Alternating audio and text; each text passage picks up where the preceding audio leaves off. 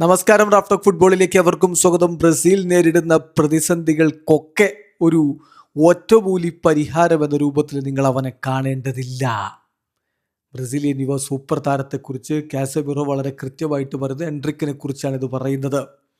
എൻട്രിക്കിനെ പറ്റി പറയുമ്പോൾ നമുക്ക് പറയാൻ പറ്റില്ല അവൻ ബ്രസീലിൻ്റെ വേൾഡ് കപ്പിലെ പ്രശ്നങ്ങളെല്ലാം സോൾവ് ചെയ്യുമെന്ന്.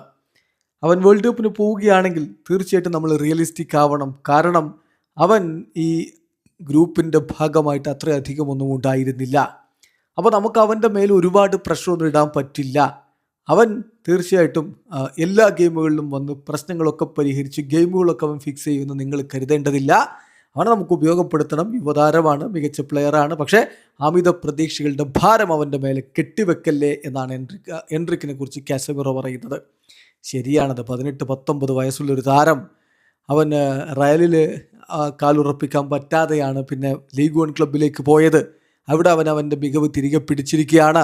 ഇനി വേൾഡ് കപ്പിലേക്ക് അവൻ എന്തായാലും ആഞ്ചലോട്ടി പരിഗണിക്കുമെന്നാണ് പ്രതീക്ഷിക്കുന്നത്.